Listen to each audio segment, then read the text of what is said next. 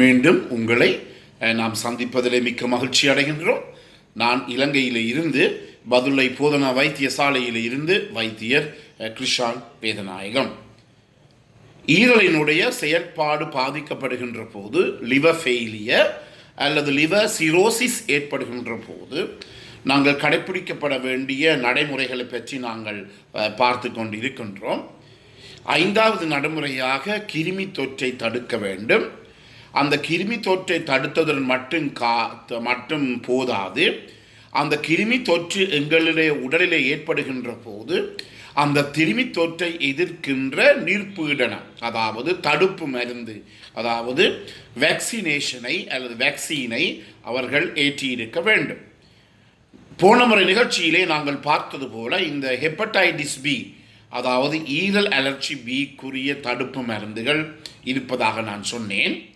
அதில் முக்கியமாக இந்த வைத்தியசாலையிலே வேலை செய்பவர்கள், வைத்தியர்கள், சமய ஊழியர்கள், வைத்தியசாலையிலே சுத்தம் செய்பவர்கள், வைத்தியசாலையில் வேலை செய்கின்ற தாதுக்கள், அதாவது நர்ஸ்மேர், அதே நேரத்தில் வைத்தியசாலையில் வருகிற சிற்றூழியர்கள் அனைவருமே, அதே நேரத்தில் முக்கியமாக இந்த அதிவிரைவு இந்த ஆம்புலன்ஸ் வண்டிகளிலே வேலை செய்பவர்கள் அவர்களும் கூட இந்த தடுப்பு மருந்துகளை அவர்கள் ஏற்கனவே ஏற்றியிருக்க வேண்டும்.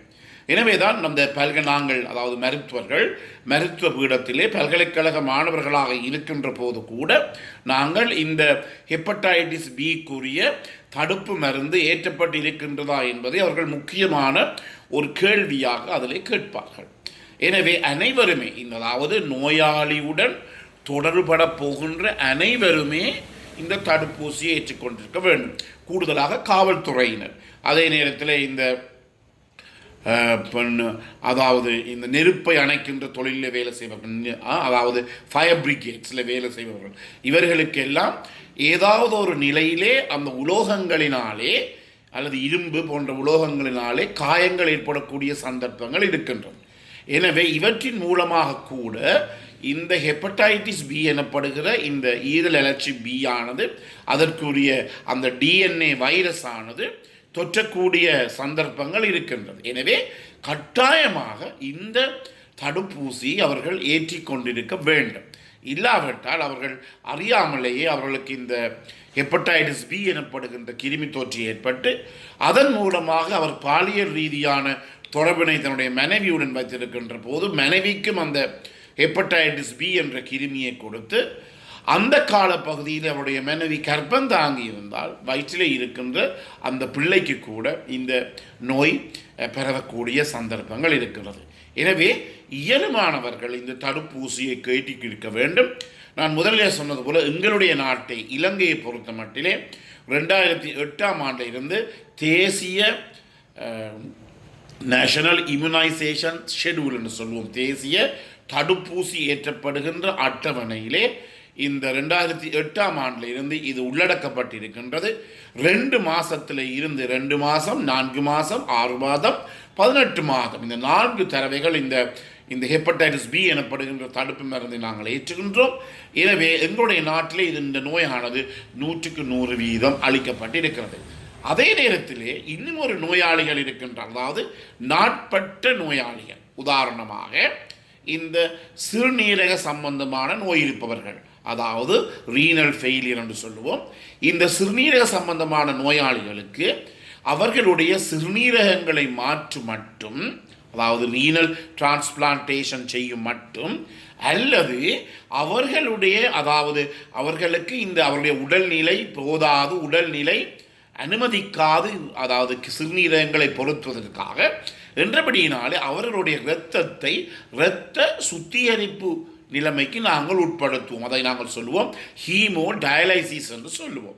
இந்த ஹீமோ டயலைசிஸ் எனப்படுகின்ற அந்த முறையிலே நாங்கள் இரத்தத்தை கொடுத்து தான் அந்த இரத்தத்தை சுத்திகரிக்கின்றோம் என்றபடியினாலே இவர்களுக்கும் சில நேரத்திலே ஒரு கட்டாய காரணமாக இந்த ஹெப்படைட்டிஸ் பி எனப்படுகின்ற இந்த கிருமி போகக்கூடியதாக இருக்கின்றது. எனவே தான் இந்த சிறுநீரக சம்பந்தமான நோய்க்குட்பட்டவர்கள் கூட இந்த ஹெப்படைட்டிஸ் பி எனப்படுகின்ற தடுப்பு மருந்தை கட்டாயமாக ஏற்றிக்கொள்ள வேண்டும்.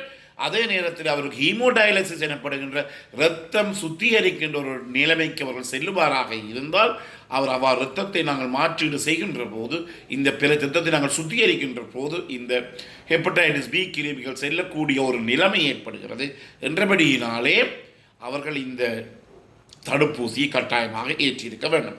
அதே நேரத்தில் இருதய நோயாளிகள் மாரடைப்பு வந்தவர்கள் அல்லது மாரடைப்பு வராமலேயே அந்த இருதயத்திலே பரிசோதனை ஆஞ்சியோகிராம் செய்து பார்த்து அந்த ஆஞ்சியோகிராமில் ஏதாவது ஒரு தடை அல்லது பிளாக் இருக்குமாக இருந்தால் அதற்குரிய சத்திர சிகிச்சைக்கு செல்வர்கள் கூட கட்டாயமாக இந்த தடுப்பு மருந்துகளை ஏற்றியிருக்க வேண்டும்.